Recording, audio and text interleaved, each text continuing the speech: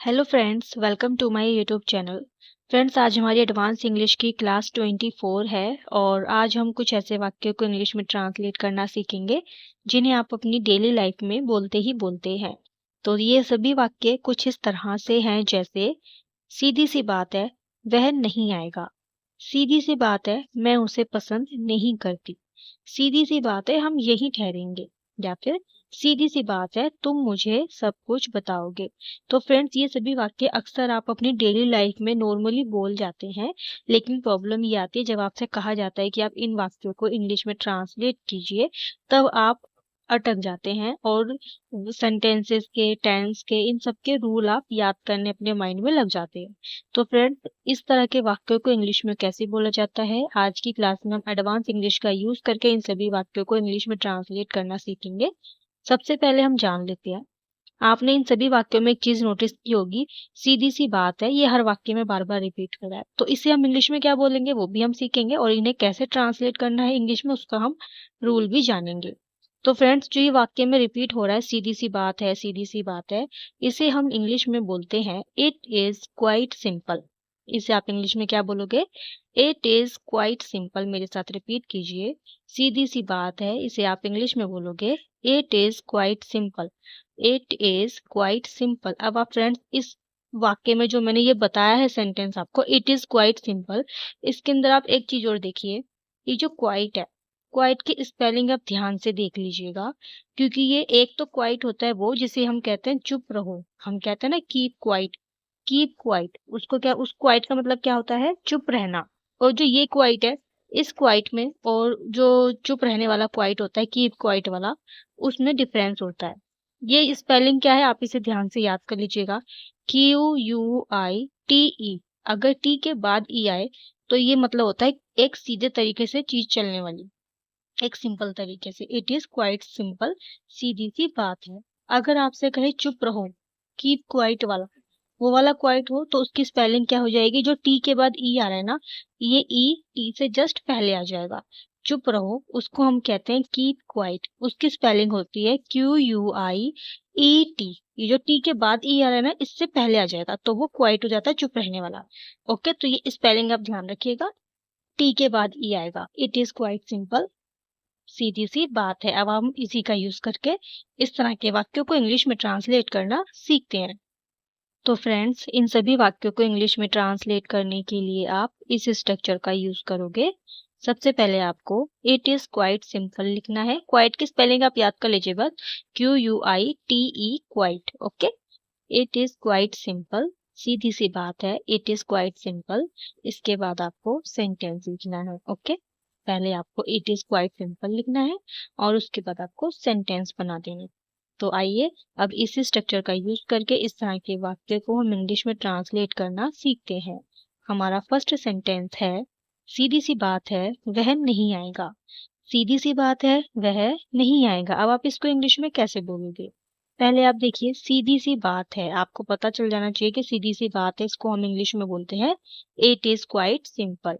इसको हम इंग्लिश में क्या बोलते हैं? It is quite simple. तो हम इस स्ट्रक्चर के अकॉर्डिंग चलेंगे। सबसे पहले हम लिखेंगे सीधी सी बात है, इसको हम इंग्लिश में ट्रांसलेट करेंगे it is quite simple. It is quite simple. इसके बाद क्या हो जाएगा? सेंटेंस। सेंटेंस क्या है हमारा? वह नहीं आएगा। सेंटेंस क्या है? वह नहीं आएगा। अब आप इसको इंग्लिश में कैसे बोलोगे? He will not come. He will not come.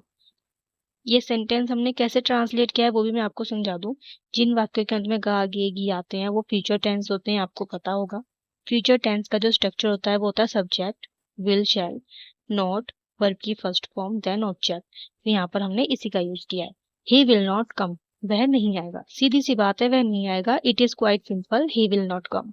It is quite simple, he will not come. अगर ये वाक्य ऐसे होता, सीधी सी बात है, वह नहीं आएगी, तो आप कैसे बोलते? अगर इसमें होता वह नहीं आएगी तो कैसे बोलते आप बोलते it is quite simple, she will not come. It is quite simple, she will not come.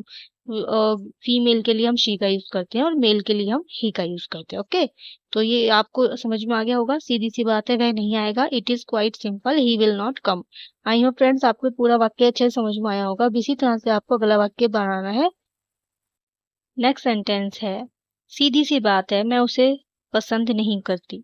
सीधी सी बात है, मैं उसे पसंद नहीं करती। अब आप इसको इंग्लिश में कैसे बोलोगे? आप बोलोगे it is quite simple, it is quite simple. इसके बाद हो जाएगा सेंटेंस। सेंटेंस क्या है? मैं उसे पसंद नहीं करती। आप इसको इंग्लिश में कैसे बोलोगे?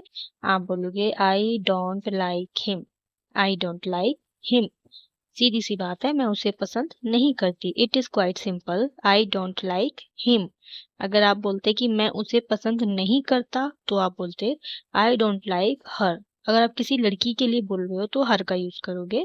अगर आप किसी लड़के के लिए बोल रहे हो तो हिम का यूज करोगे। ओके, तो सीधी सी बात है, मैं उसे पसंद नहीं करती। आप इसको इंग्लिश में कैसे बोलोगे? आप बोलोगे it is quite simple, I don't like him.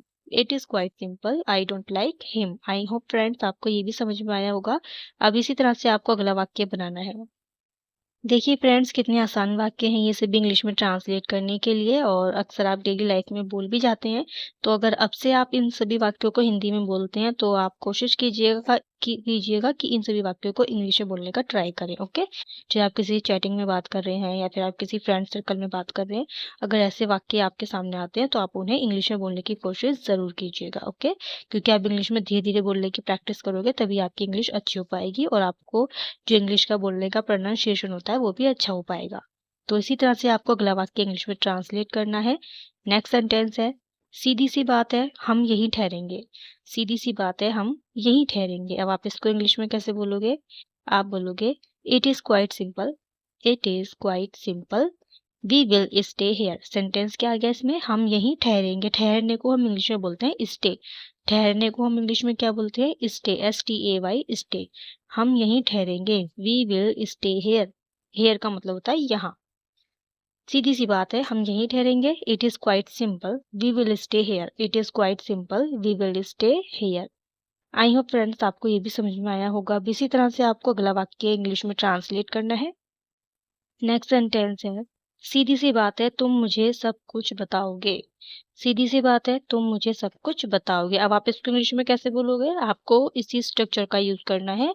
पहले आपको इट इज क्वाइट सिंपल लिखना है और उसके बाद आपको सेंटेंस बनाना है। सेंटेंस क्या है? तुम मुझे सब कुछ बताओगे। ओके, सेंटेंस क्या है इसमें? तुम मुझे सब कुछ बताओगे। बताने को इंग्लिश में टेल बोलते हैं, TELL, टेल।